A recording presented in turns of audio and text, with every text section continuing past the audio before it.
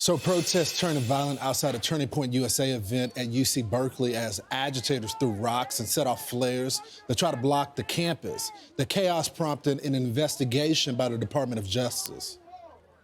The Joint Terrorism Task Force is going to be looking into this together with the DOJ, my Civil Rights Division, and the FBI, and understand what happened here. How did it come to be the case that when Berkeley has noticed that this type of violence occurs on the campus, when conservative speakers come to speak, and by Rob Schneider had been scheduled to speak, it was a sold-out crowd. So we have some serious questions and concerns about this, and there'll be a full federal investigation.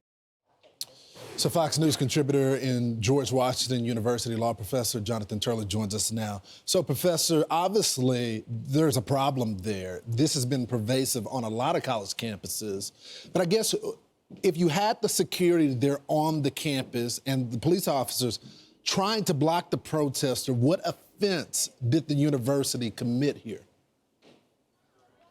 Well, this is a serious and a long-standing problem. I write about this in my book, The Indispensable Right, because there's been a lack of security on many campuses to protect conservative, libertarian speakers. Often universities will simply say security is too demanding and just cancel those speakers.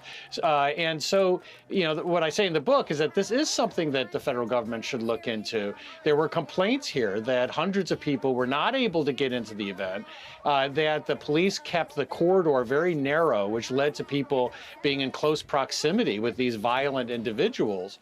And, you know, I think I join many, I hope, in saying that one of the key responsibilities of the government should be to protect these circles of free speech activity, to tell people like Antifa, you're not going to silence others. It's such a good point, Professor, and I think it's the perfect segue because Antifa is now being classified as a terrorist organization. UC Berkeley released this statement. It said that the university is conducting a full investigation and intends to fully cooperate with and assist any federal investigation and the FBI-led Joint Terrorism Task Force to identify the outside agitators responsible for attempting to disrupt last night's TPUSA event. UC Berkeley will take all appropriate steps to safeguard the rights of every member of our community to speak and assemble freely. And I think that that last part is key. They're saying that the people that were a part of this weren't even part of the university. They were outsiders there. No, this is a signature event for Antifa. It has all of those elements that many of us have written about. Antifa is the most violent anti-free speech movement in the history of the United States. And those of us on university campuses have been aware and hounded by Antifa for years. This is how they operate, and they get in there and they try to agitate the crowd, they try to trigger the violence, and it's got to stop. And you know, the issue here is the core indispensable right to our Constitution of free speech. We either have to protect it or we lose it. Such a good point. Professor, I want to get your comments on this latest case here. Cleveland Guardians pitcher Luis Ortiz is going to be arraigned on federal charges for an MLB betting scandal after being released on a $500,000 bond and surrendering his passport. Two other people are going to be arraigned tomorrow. Is this a solid case? It is a solid case. The evidence here is quite strong. This indictment's fascinating. It even has pictures of some of these pitches and you know, balls being thrown into the dirt. And this deals with these allegations of prop bets and parlays, which are terms of basically betting on specific events, like how fast you'll throw a ball or whether you'll throw a strike or a ball.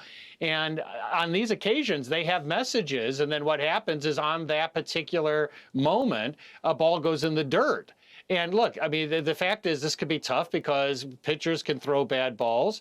In 2023, as a Cubs fan, I can tell you our pitchers were doing this for free. But the fact is that there's this close correlation, obviously, between these things. So this is the biggest scandal, you know, since Arnold Rothstein supposedly fixed the 1919 World Series. I mean, you're talking about pitchers that were doing these bets, getting money from gamblers, saying on this particular pitch, I'm going to throw a ball.